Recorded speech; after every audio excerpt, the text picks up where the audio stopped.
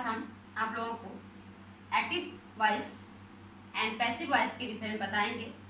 किस प्रकार से एक्टिव वॉइस को पैसिव वॉइस में चेंज करते हैं, इसके ये देखते हैं।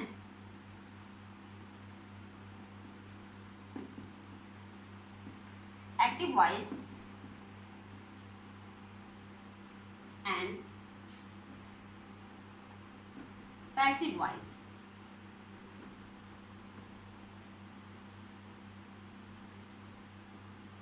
एक्टिव वॉइस एंड पैसिव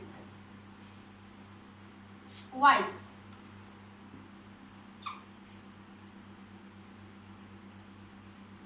बच्चों, जो वॉइस है इसे हिंदी में कहते हैं वॉच।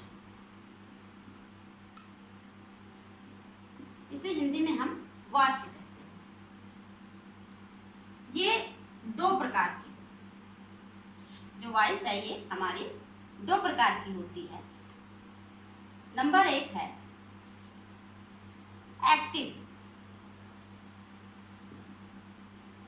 एक्टिव वॉइस, जिसे हम हिंदी में कहते हैं कर्तवाच। नंबर दो है पैसिव वॉइस,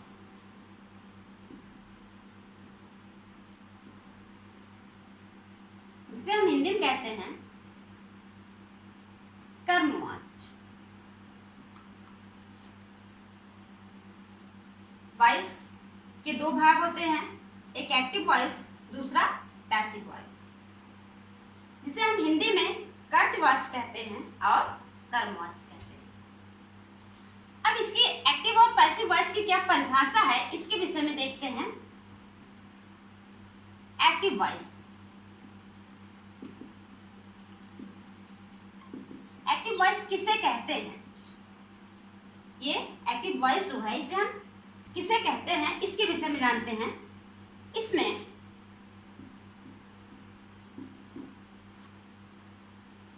क्रिया द्वारा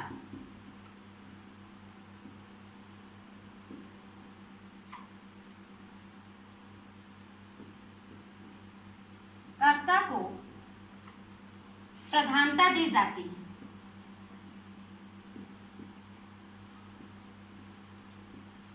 प्रधानता दी जाती है। एग्जाम्पल जैसे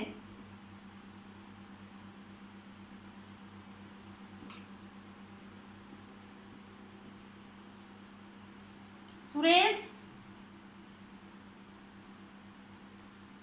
reads a book. Suresh reads a book, इसमें क्रिया द्वारा कर्ता को प्रधानता दी जाती है। दूसरा है बच्चों पैसिव वॉइस। पैसिव वॉइस, इसमें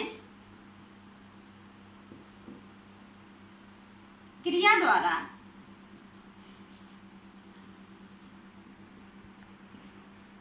कर्म को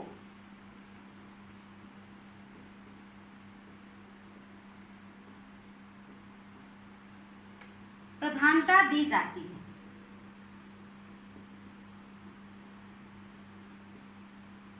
एग्जाम्पल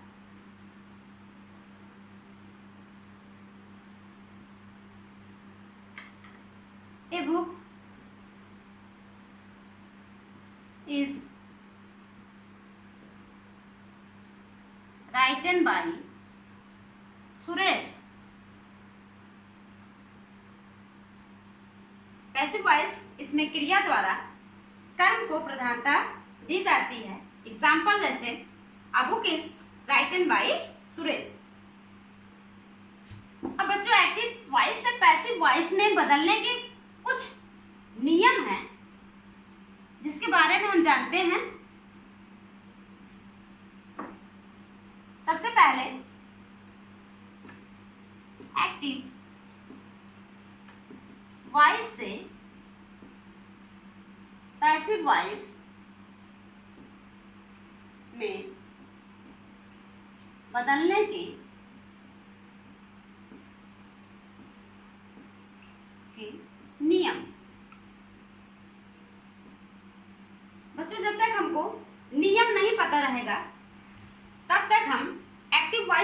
वॉइस में सेंटेंस को चेंज नहीं कर पाएंगे। सबसे पहले तो हमें नियम के बारे में जानकारी रखनी पड़ती है, उसके बाद ही हम सेंटेंस को चेंज कर पाते हैं।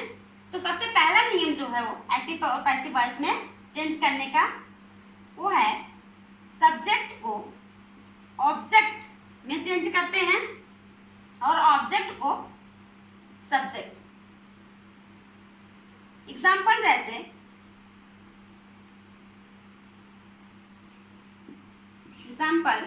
जैसे सीता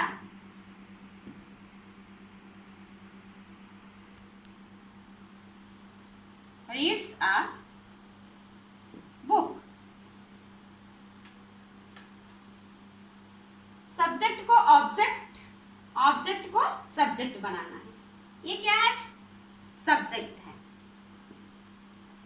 और ये ऑब्जेक्ट है।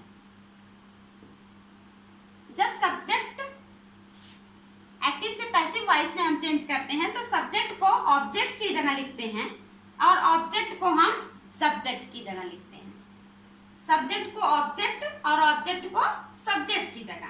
पहला नियम हो गया। इस प्रकार से हम सबसे पहले नियम के अनुसार एक्टिव से पैसिव वॉइस में चेंज करेंगे। दूसरा नियम क्या है?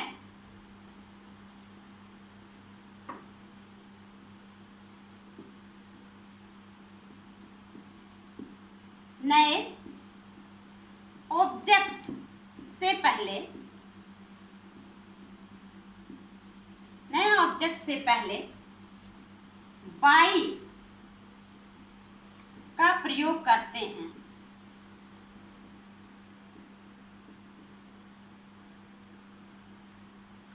नए ऑब्जेक्ट से पहले हम बाई का प्रयोग करते हैं। तीसरा क्या नियम है? Main verb third form, main verb का थर्ड फॉर्म प्रयोग करते हैं। जब भी हम एक्टिव वॉइस से पैसिव वॉइस में सेंटेंस को चेंज करते हैं तो हमेशा मेन वर्ब जो है वो हमेशा थर्ड फॉर्म में रहती है, फॉर्म का प्रयोग करते हैं।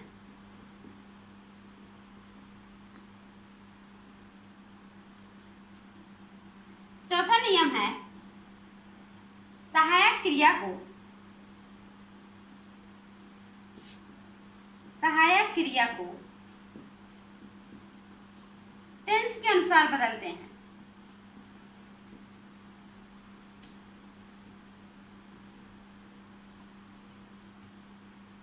बदलते हैं।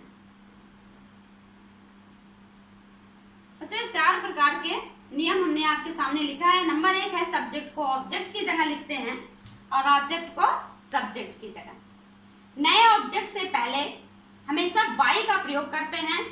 तीसरा है मेन वर्ब का थर्ड फॉर्म प्रयोग करते हैं। चौथा है सहायक क्रिया को टेंस के अनुसार बदलते हैं। इस प्रकार के नियम जो हैं, नियमों के आधार पर ही हम एक्टिव वॉइस से पैसिव वॉइस में सेंटेंस को चेंज कर सकते हैं। अब जैसे प्रेजेंट इंडेफिनिट टेंस का हम देखते हैं। सबसे पहले प्रेजेंट इंडेफिनिट टेंस का अफर्मेटिव सेंटेंस देखते हैं। प्रेजेंट इंडेफिनिट का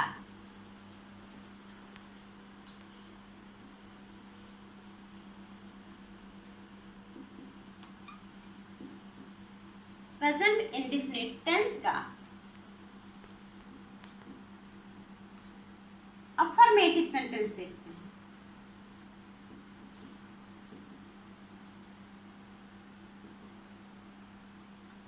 अफर्मेटिव सेंटेंस देखते हैं।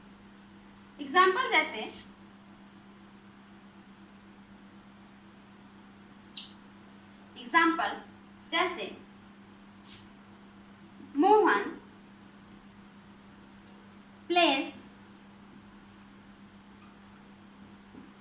क्रिकेट। मोहन प्लेस क्रिकेट, ये प्रेजेंट इंडेफिनिट का अफर्मेटिव सेंटेंस है। कैसे पता चला कि ये प्रेजेंट इंडेफिनिट का अफर्मेटिव सेंटेंस है? वर्ब में जब यस या यस का प्रयोग रहता है तब प्रेजेंट इंडेफिनिट का अफर्मेटिव सेंटेंस होता है। कब? जब सब्जेक्ट हमारा सिंगुलर नंबर में होता है तो वर्ब में मतलब जो मुख्य क्रिया होती है उसमें एस या एस का प्रयोग होता है। और अगर हमारा जो सब्जेक्ट है ये प्लूरल नंबर में होता है, एग्जाम्पल जैसे they play cricket, they play cricket. अब यहाँ पे प्ले है और यहाँ पर प्लेस है, एक में यस लगा हुआ है एक में यस नहीं लगा हुआ है। इसका मतलब है कि ये जो सब्जेक्ट है ये सिंगुलर नंबर में है जिसके कारण यहाँ पे एस का प्रयोग हुआ है, और यहाँ पे जो सब्जेक्ट है ये प्लूरल नंबर में है इसलिए यहाँ पे प्ले का प्रयोग हुआ है। इसमें वर्ब में एस का प्रयोग नहीं हुआ, अर्थात जो वर्ब है इसका फर्स्ट फॉर्म यहाँ पे लिखा गया है, फर्स्ट फॉर्म वर्ब का यहाँ पे लिखा गया है। अब जब हम एक्टिव वॉइस से पैसिव वॉइस में इस सेंटेंस को चेंज करेंगे, एग्जाम्पल जो लिखा है मोहन प्लेस क्रिकेट, इसको जब हम एक्टिव वॉइस से पैसिव वॉइस में चेंज करेंगे तो क्या हो जाएगा, क्रिकेट इज, क्रिकेट इज क्यों हुआ, क्योंकि प्रेजेंट इंडेफिनिट टेंस को हम प्रेजेंट कंटीन्यूअस टेंस में चेंज करते हैं, वो भी किसके अनुसार, सब्जेक्ट के अनुसार। इस, एम, आर तीन सहायक क्रियाएं होती हैं, तीनों में से आई के साथ एम का प्रयोग होता है। ही, सी, इट या किसी का नाम होगा तो इसका प्रयोग होगा, और आई, वी, यू, दे बहुवचन की जो क्रिया है आर जो है ये बहुवचन के कर्ता के साथ वी, यू, दे ये बहुवचन के जो सब्जेक्ट हैं इनके साथ आर का प्रयोग हुआ। ये तीन प्रकार की जो सहायक क्रियाएं हैं ये प्रेजेंट कंटीन्यूअस टेंस की हैं, ये सब्जेक्ट के नंबर के अनुसार लगाई जाती है। जैसे जो यहाँ सब्जेक्ट है हमारा क्रिकेट ये सिंगुलर नंबर में है इसलिए सहायक क्रिया इसका प्रयोग किया गया है, क्रिकेट इज। अब एक्टिव वॉइस से पैसिव वॉइस में जब हम सेंटेंस को चेंज करते हैं तो हमेशा वर्ब का थर्ड फॉर्म लगता है, तो प्ले है तो इसका थर्ड फॉर्म क्या हो जाएगा, प्लेड बाई, नए ऑब्जेक्ट से पहले हमें क्या लगाना है, बाई, बाई मोहन। अब ये हो गया प्रेजेंट इंडेफिनिट टेंस का अफर्मेटिव सेंटेंस। इसी प्रकार से पास्ट इंडेफिनिट का अफर्मेटिव सेंटेंस भी होता है जिसको हम पैसिव वॉइस में चेंज करते हैं। पास्ट इंडेफिनिट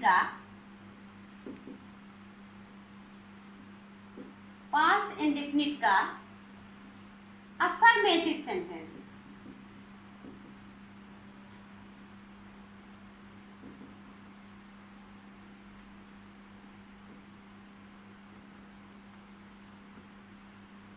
पास्ट इंडेफिनिट का अफर्मेटिव सेंटेंस। अब एग्जाम्पल जैसे देखते हैं, एग्जाम्पल पास्ट इंडेफिनिट का जो अफर्मेटिव सेंटेंस होता है उसमें मुख्य क्रिया जो होती है उसका सेकेंड फॉर्म लिखा जाता है, जैसे राम किल्ड रावण।